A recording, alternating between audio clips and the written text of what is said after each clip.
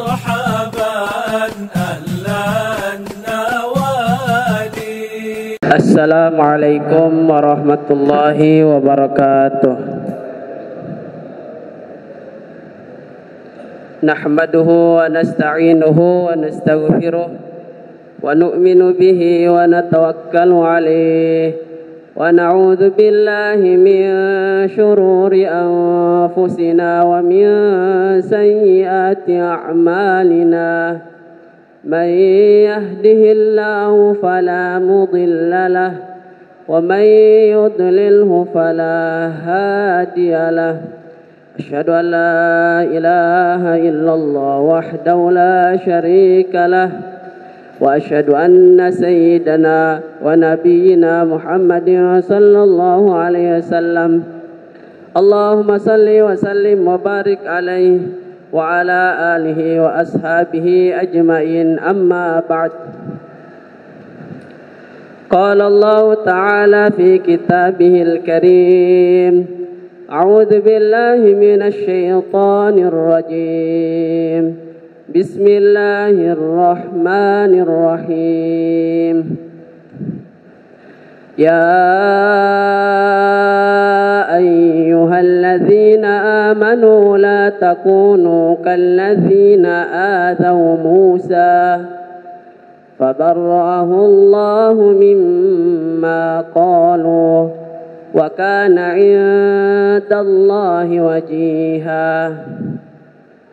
يا أيها الذين آمنوا اتقوا الله وقولوا قولا سديدا يصلح لكم أعمالكم ويغفر لكم ذنوبكم ومن يطع الله ورسوله فقد فاز فوزا عظيما. وقال النبي صلى الله عليه وسلم: بلغوا عني ولو آية أو كما جاء في الحديث. Hadirin yang dimuliakan oleh Allah Subhanahu wa taala, yang saya hormati, orang tua di sini terutama Pak Imam, Kepala PKM Masjid, kemudian orang tua yang ada di majelis ini yang saya muliakan. Saya di sini cuman pengganti Habib karena beliau lagi ada uzur. Tadi aslinya kalau malam ini jadwal saya ngajar di pondok beliau jam 8 nanti. Cuman ya karena disuruh sama beliau saya ikut aja.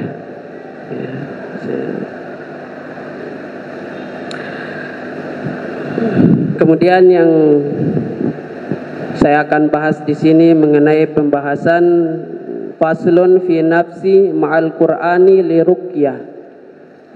Bab mengenai meniupkan bacaan Al-Qur'an kepada orang yang perlu diruqyah atau orang-orang yang terkena penyakit.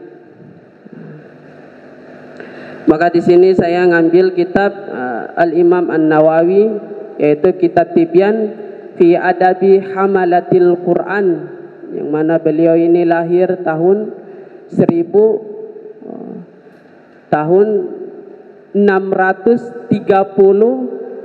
Hijriah, wafat 676 Hijriah.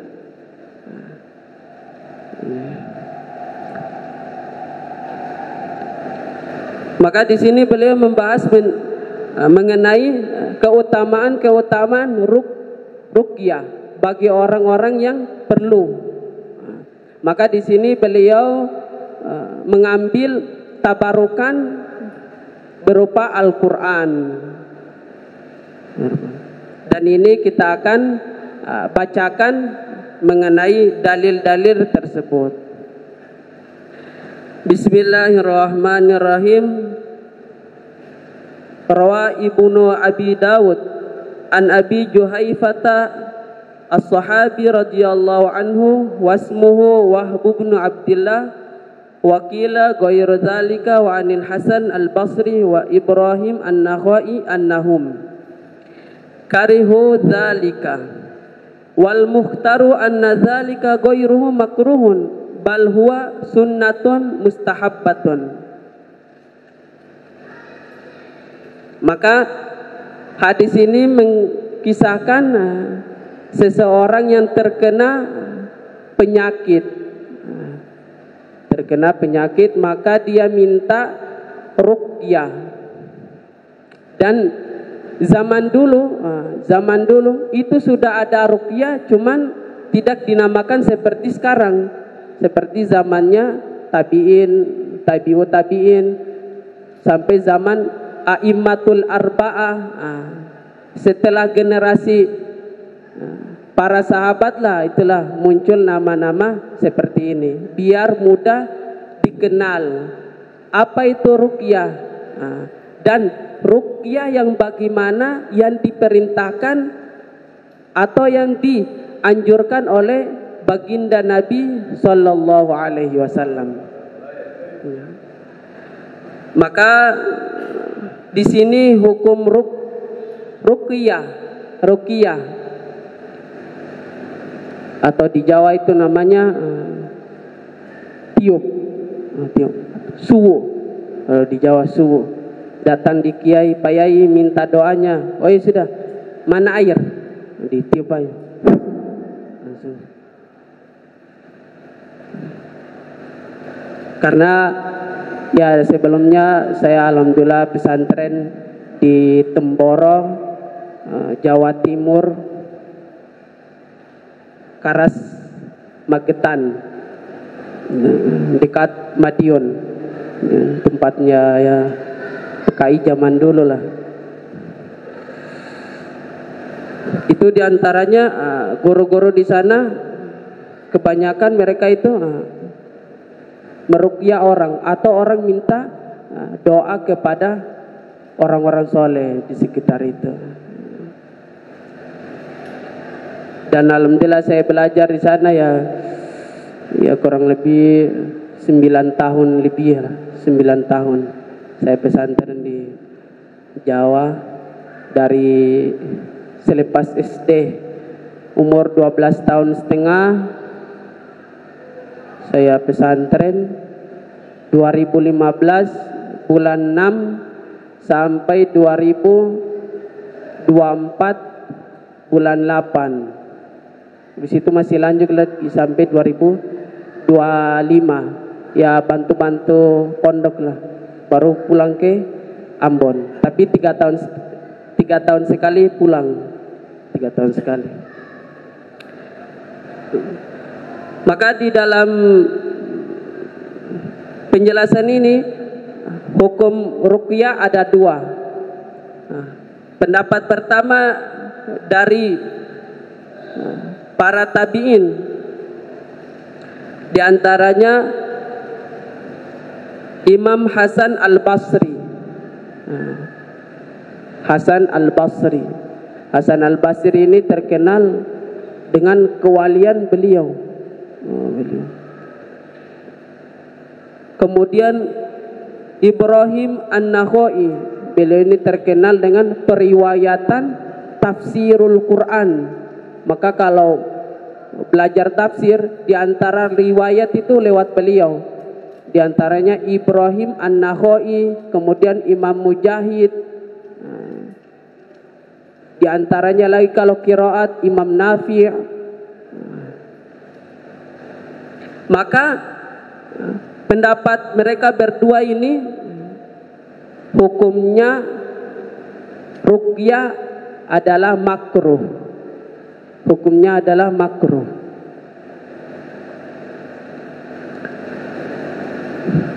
Wal mukhtar anna dzalika ghairu makruhin. Akan tetapi kebanyakan para ulama, para tabi'in, para tabi'ut tabi'in, sampai sekarang yang berada di abad kesekian ini, itulah yang mereka ikutin, bahwasanya hukumnya adalah tidak makruh. Hukumnya tidak makruh. Bal huwa sunnatun mustahabbatun. Bahkan ruqyah ini disunahkan, dianjurkan. Maka disinilah ketika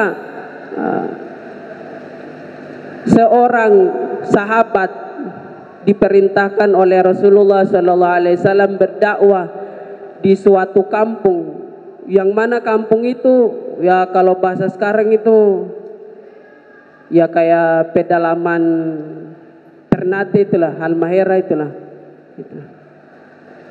Pokoknya ngeri lah, sulit minta ampun. Lah yang dikirim di situ adalah Sayyidina Abu Sa'id Al-Khudri radhiyallahu anhu dan beberapa sahabatnya.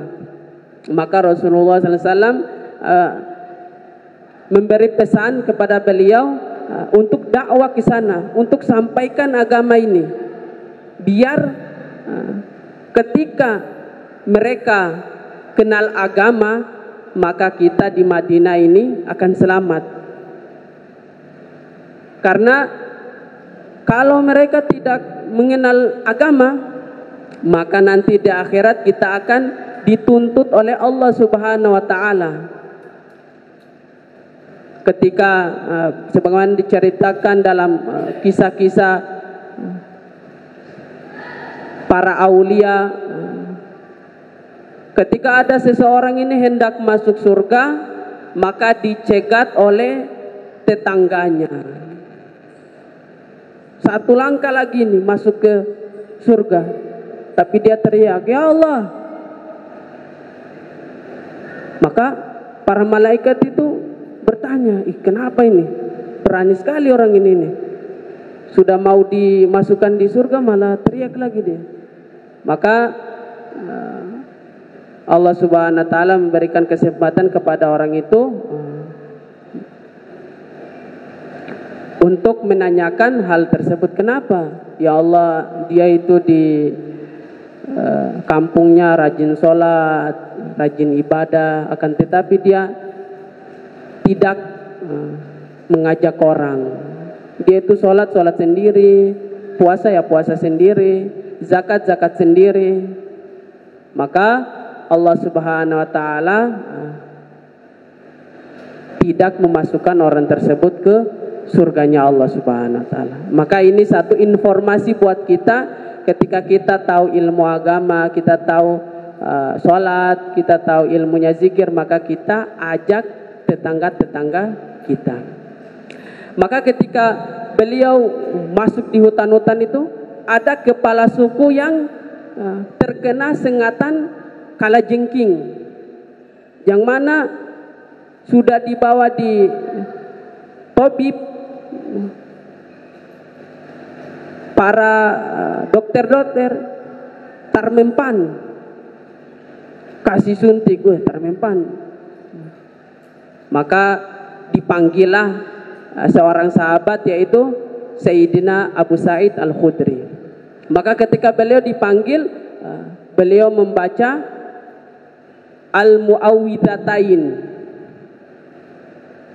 dan surat Al-Fatihah. Dalam riwayat lain beliau cuma membaca Al-Fatihah. Beliau membacanya dengan berapa kali? 7 kali. Maka sebelum itu raja membuat akad ji'alah.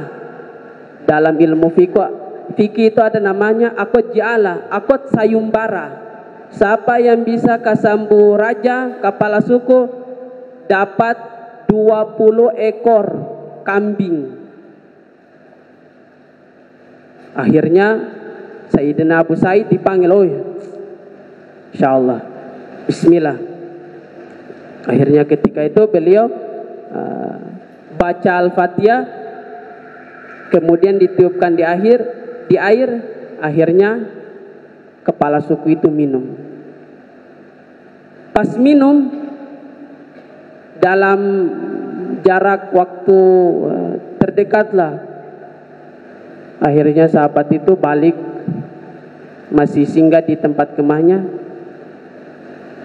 Gak lama kemudian raja itu bisa bangun, bisa jalan-jalan, sembuh. Maka orang-orang itu heran. Kampung di situ itu, ini katong Subawa, kita Subawa di mana-mana ini tersambu ini.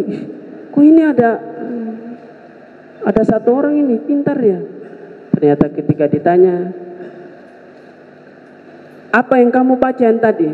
Maka Sayyidina Abu Sa'id Al-Khudri beliau menjawab, saya membaca surat Al-Fatihah, yang mana di dalam kitab Tafsir Jalalain syarahnya yaitu kitab Hasyiatus Sawi, di antara nama Al-Fatihah ini adalah Syifa'u min kulli da', penyembuhan daripada segala penyakit. Maka ketika sampai itu akhirnya tanda terima kasih ketua kepala suku itu, beliau memberikannya 20 ekor kambing. Maka inilah biasanya kisah-kisah seperti ini kita alami juga, cuman beda-beda tempat. Kadang sakit, kadang ya ada masalah. Maka pendapat inilah yang diambil, yaitu huwa ruqyah hukumnya adalah sunnatun mustahabbatun. Maka di sini ada dua pendapat. Kalau orang tidak mau ruqyah, ya gak usah dimarah. Dia amalkan amalannya para tabi'in. Yang kedua, kalau orang suka ruqyah, orang minta doa di ulama, minta doa di wali Allah, minta doa di orang-orang soleh, berarti dia ngambil pendapat kebanyakannya para ulama.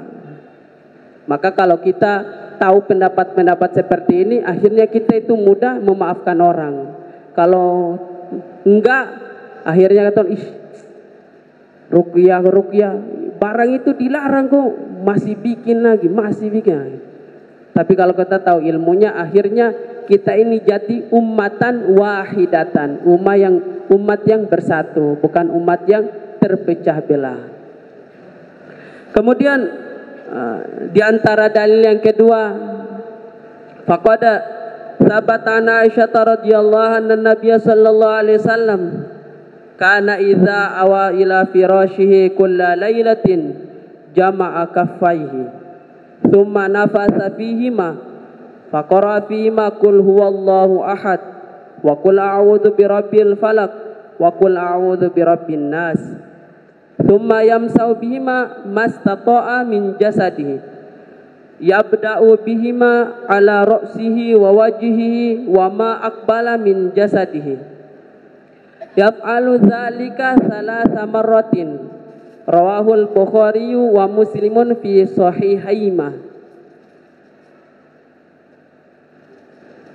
Kemudian di antara ruqyah, jadi ruqyah ini bisa dua, bisa minta orang untuk diruqyah, maknanya minta orang untuk doakan kita, atau yang kedua doakan sendiri atau ruqyah sendiri, karena isi ruqyah itu doa, bukan ruqyah yang dilarang oleh Allah. Jadi ruqyah doa. Maka di sini Sayyidatina Aisyah, istri tercintanya Rasulullah SAW, mengajarkan kita bagaimana sih cara ruqyah sendiri, bagaimana caranya.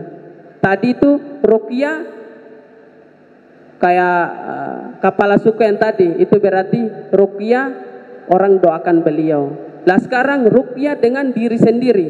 Inilah Sayyidatina Aisyah menyampaikan kepada kita, yaitu kana idza awa ila firashi kulla lailatin jama'a kaffaihi. Ketika hendak tidur, maka Sayyidatina Aisyah membaca Qul huwallahu ahad, Qul a'udzu birabbil falaq, dan Qul a'udzu birabbin nas. Jadi sebelum tidur, dan hadis ini ya khusus waktu tidur. Adapun selain waktu tidur pun boleh, atau biasanya penjagaan untuk pagi siang boleh juga, karena ruqyah kan artinya penjagaan juga diantaranya. Jadi di antara yang diajarkan oleh Sayyidatina Aisyah itu mengangkat kedua tangan kemudian baca doa muawwidhataini. Qul huwallahu ahad, Allahus samad, lam yalid wa lam yulad wa lam yakul lahu kufuwan ahad. Kemudian baca qul a'udzu birabbil falaq sampai selesai, kemudian qul a'udzu birabbin nas sampai selesai, tsumma yamsau bihima. Kemudian ketika gini, tsumma nafasa, tiup. Kemudian diusapkan dari mulai bagian wajah sampai turun ke bawah, sampai ke kaki beliau semampunya. Kalau bisa sampai di kaki ya, kalau sampai di mata kaki ya di mata kaki. Yaf'alu dzalika salasa marratin. Beliau mengerjakannya 3 kali. Jadi selesai, tak, selesai. Nah, 3 kali. Rawahul Bukhari wa Muslim, dan riwayat ini diriwayatkan oleh Imam Al-Bukhari dan Imam Muslim. Maknanya ini adalah hadis sahih. Karena ashahul kitab ba'da kitabillah Al-Bukhari wa Muslimu. Kitab yang paling tersoheh selepas Al-Quran yaitu kitabnya Imam Al-Bukhari yang pertama, yang kedua Imam Muslim.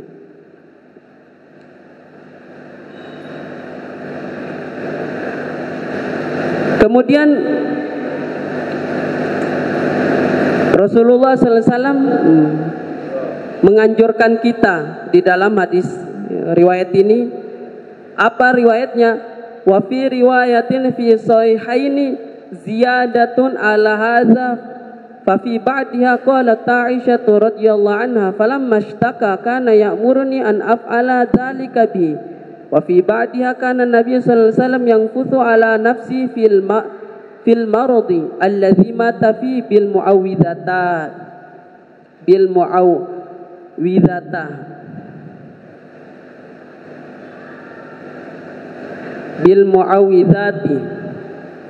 Qalat Aisyah radhiyallahu anha falamma thaqulat kuntu anfuthu alaihi bihinna wa amsau biyadi nafsi li barakatiha wa fi ba'diha kana idza ishtaka yaqra'u ala nafsi bil muawwidhati wa yanfuthu. Qala ahlul lugha an-nafsu nafhu latifun bila riqin wallahu a'lam. Jadi yang dimaksud tiup di sini adalah tiupan yang lembut tanpa disertai keluar air ludah. Jadi sekedar tanpa keluar air ludah. Biasanya ya kadang-kadang orang terlalu semangat akhirnya ikut dengan itu. Ya terpapalah. Karena untuk diri sendiri, kalau untuk orang lain kan bahaya lagi, takutnya orang jijik. Dalam riwayat yang lain ada tambahan. Apa tambahannya? Tambahannya adalah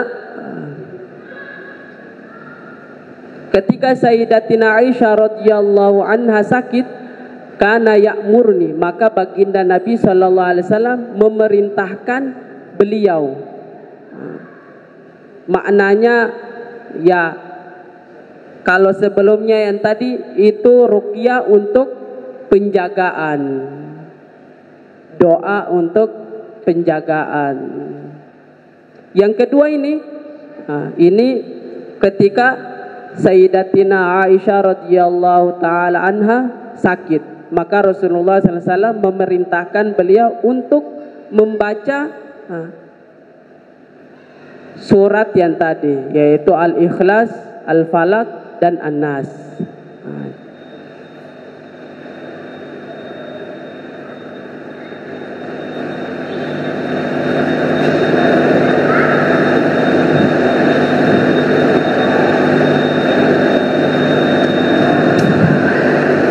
Kemudian Nabi Shallallahu Alaihi Wasallam melakukan ini juga ketika beliau terkena sakit yang parah, allazi mata fihi, yang mana beliau itu hendak mau dipanggil oleh Allah Subhanahu wa taala, yaitu diwafatkan oleh Allah Subhanahu wa taala. Akhirnya beliau wafat. Lah sebelum wafat itu beliau mengamalkan hadis ini. Gunanya apa? Sebelum kita wafat, kita mati, kita harus ada ikhtiar. Maka sekarang itu kenapa dibuat rumah sakit, perawatan medis ini nih, tabarukannya dengan ini nih. Karena jangan sampai orang itu mati, sudahlah, sudah waktunya inilah, biarkan aja lah. Ntar mau periksa, sedangkan periksa itu perintah Nabi, ikut. Lah kalau periksa mati, lah memang itu sudah takdirnya. Sebagaimana Rasulullah ini, beliau mengajarkan kita baca 3 qul zaman dulu. Lah kalau zaman sekarang ini, kalau kita dekat sama wali Allah lah boleh baca 3 qul, suruh mereka tiup. Karena wali Allah ini orang-orang yang dekat dengan Allah Subhanahu wa taala. Insya Allah mereka itu diberikan ilham-ilham oleh Allah Subhanahu wa taala.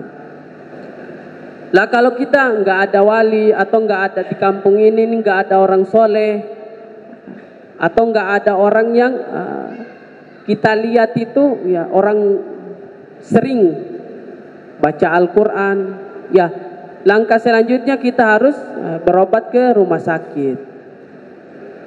Kita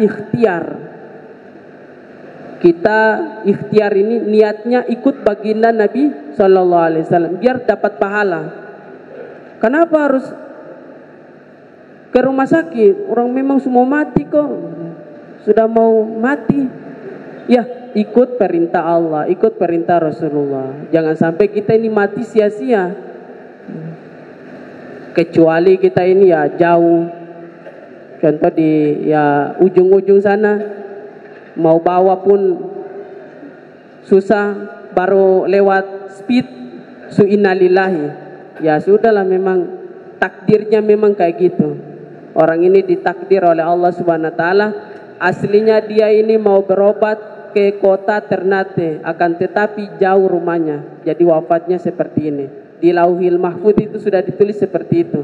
Contohnya kayak gitu, contohnya. Maka ketika Nabi Shallallahu Alaihi Wasallam melakukan hal tersebut, akhirnya beliau doa, itu beliau masih sembuh dikit, habis itu beliau wafat. Maka di sini diantaranya juga sebagian wali-wali Allah, orang-orang soleh itu matinya itu diantaranya tidak mau merepotkan orang lain. Diantaranya apa? Sebelum mati itu dia itu sakit bukan parah, sakit ya seperti biasa. Karena sakit diantaranya itu menghapus daripada dosa-dosanya. Kemudian sebelum meninggal itu biasanya dia sudah buang air, habis itu sudah buang air kecil, buang air besar. Maka ketika meninggal itu mudah diurus, cepat-cepat aja. Kan biasanya orang itu harus ya tata caranya harus di keluarganya, karena takut kalau nggak dibersihkan pas pasang kain kafan itu biasanya kotoran keluar, kotoran itu kalau belum bersih di dalam perut. Nah, diantara wali-wali Allah seperti itu. Kemudian diantara orang soleh juga wafat itu sebelumnya ada sakit karena namanya orang soleh punya juga kesalahan. Karena fa innal insana mu'arradun linnaqaisi, manusia itu tidak luput daripada kekurangan-kekurangan. Ya kekurangan ibadah, ya kekurangan jasmani, rohani. Maka cara membersihkannya itu gimana? Ya sebelum meninggal Allah bikin musibah untuk pembersihan. Pas hari hanya Allah Subhanahu wa taala ambil nyawanya. Semoga Allah Subhanahu wa taala wafatkan kita husnul khotimah. Amin ya rabbal. Maka ketika beliau mempraktekkan seperti itu,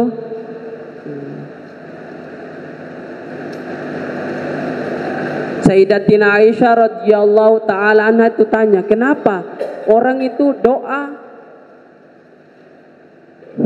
harus gini? Kenapa itu? Maka Rasulullah sallallahu alaihi wasallam menjawab, li barokatiha, mengambil keberkahan. Maka di dalam suatu hadis disebutkan, dalam riwayat lain itu disunahkan habis berdoa itu mengusap wajah, disunahkan. Kalau yang disebutkan di sini ya li barokatiha, mengambil keberkahan. Lah apa itu keberkahan?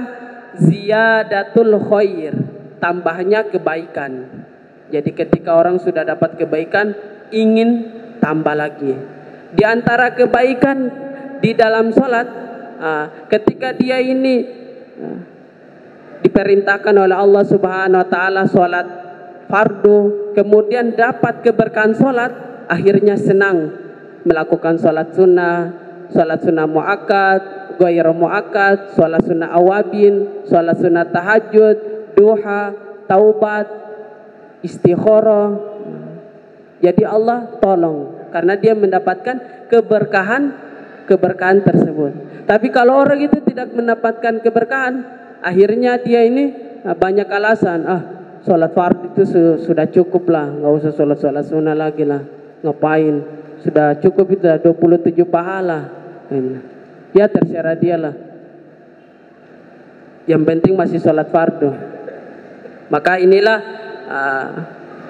arahan juga petunjuk buat kita minta keberkahan oleh Allah Subhanahu Wa Taala. Maka di antara doa-doanya ulama-ulama di Jawa, Allahumma zidna barokatan. Ya Allah, tambahkanlah kami, santri kami, keluarga kami, anak keturunan kami, dan umat Islam yang ada di muka bumi ini keberkahan.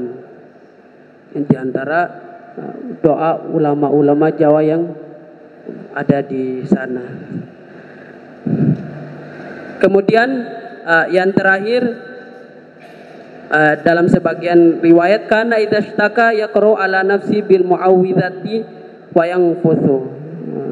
Dan sebagian para sahabat radhiyallahu anhum ketika mereka sakit, mereka melakukan doa tersebut pada diri mereka sendiri. Maka perkara-perkara inilah yang kita jadikan motivasi, jadikan sebagai pedoman hidup. Kalau selagi kita ini mampu pakai doa-doa, maka kita pakai doa-doa. Tapi kalau kita ini tidak mampu, ya solusinya ke rumah sakit. Karena ada tingkatan-tingkatan orang dekat dengan Allah. Ada itu orang dekat dengan Allah, 1 kali doa Allah kabulkan. Ada yang orang 2 kali, 3 kali, 4 kali baru Allah kabulkan. Ada orang itu sekian lama baru Allah kabulkan. Di antaranya ketika Nabiullah Musa alaihi salam minta biar adiknya ini dijadikan nabi oleh Allah Subhanahu Wa Taala. Maka beliau doa selama berapa tahun? 40 tahun. 40 tahun. Maka kata para ulama, jadi doa lama seperti ini bukan Allah gak mau kabulkan, bukan. Kalau orang dekat dengan Allah itu, orang doa kepada Allah itu maknanya orang tersebut lagi dekat dengan Allah Subhanahu Wa Taala, lagi merasakan rohani, dekat dengan Allah Subhanahu Wa Taala, senang doa kepada Allah. Jadi kalau terdoa dengan Allah itu kayak rasa kurang enak. Seperti kalau sekarang ini, kalau terpegang HP 1 hari saja itu kayak rasa lain-lain gitu. Nah, ini kurang lebih kayak gitu contohnya nih. Kalau katong sing doa 1 hari, makanya diantaranya Allah berikan hati-hati orang beriman ini seperti itu. Ketika datang waktu sholat itu hati kecil itu kurang enak pasti itu. Lah itu gunanya buat apa? Biar kita ini merasa kalau kita ikut rasa itu kepada kebaikan, akhirnya nanti itu akan timbul rasa yang terbesar. Akhirnya mau sholat sunnah, akhirnya mau melakukan perintah-perintah Allah, akhirnya dekat dengan Allah. Lah kalau sudah dekat dengan Allah, tinggalkan Allah itu aja. Selepas sholat tidak melakukan doa, itu rasanya kayak kurang enak. Keluar dari pintu masjid itu kayak ada yang kurang. Padahal itu sudah sholat sunnah, sholat fardu, tapi ada yang kurang.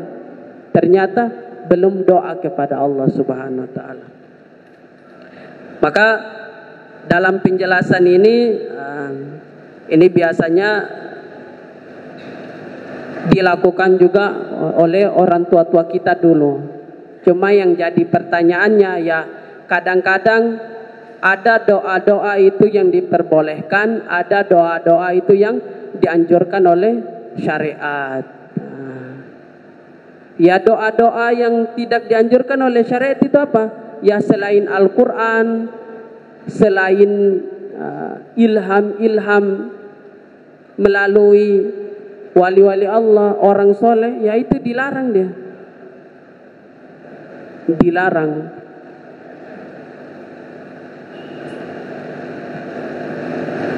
Lah hal-hal yang diperbolehkan ya yang sudah pasti yaitu Al-Quran. Maka di antara pengalaman yang saya lihat di Jawa itu, biasanya kalau keluarga kiai sakit itu dibawa di Malaysia gak sembuh, dibawa di rumah sakit Bandung gak sembuh, Jakarta gak sembuh.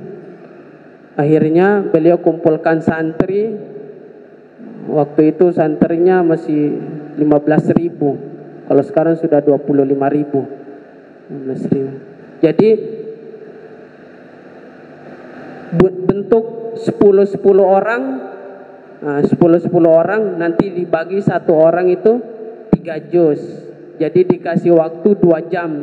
2 jam baca Al-Quran, habis itu masuk kelas seperti biasa. Jadi ya kurang lebih berapa puluh hataman gitu. Jadi nanti ditiupkan di air galon itu. Tabarukan dengan ayat Al-Quran ini. Ya Allah, dengan barokahnya minta doa dengan Al-Quran ini, kalam yang suci ini, ya Allah, sembuhkanlah penyakit-penyakit yang ada pada keluarga beliau. Akhirnya alhamdulillah ketika dimunimkan itu beberapa kali sembuh. Maka ini menjadi pelajaran buat kita. Intinya ketika kita ada masalah, kita langsung hadapkan hati kita, pikiran kita kepada Allah Subhanahu wa taala, ikhtiar. Kemudian kalau tidak bisa ya kita harus memakai syariat, yaitu ke puskesmas, rumah sakit dan yang lain-lain. Semoga Allah Subhanahu wa taala memberikan kita taufik, hidayah untuk bisa mengamalkan hadis-hadis ini. Allahumma salli wa sallim wa barik ala sayyidina Muhammad wa ala ali sayyidina Muhammad kama sallaita wa sallamta wa barakta ala sayyidina Ibrahim wa ala ali sayyidina Ibrahim fil alamin innaka Hamidum Majid. Allahumma inna nas'aluka min khairi ma sa'alaka minhu nabiyyuka rasuluka Muhammadun sallallahu alaihi wasallam wa nasta'idzu bika min syarri ma sta'adzaka minhu nabiyyuka rasuluka Muhammadun sallallahu alaihi wasallam. Antal musta'an wa alayka tuklan wa la hawla wa la quwwata illa billahil aliyyil azim. Nas'aluka sihhata wal afiyata wal mu'afata fid din wad dunya wal akhirah. Nas'aluka tamamaha dawamaha wa syukra 'alaiha fil umuri wal ahwali wasyu'uni kulliha. ربنا آتنا في الدنيا حسنة وفي الآخرة حسنة وقنا عذاب النار سبحان ربك رب العزة عما يصفون وسلام على المرسلين والحمد لله رب العالمين. Assalamualaikum warahmatullahi wabarakatuh.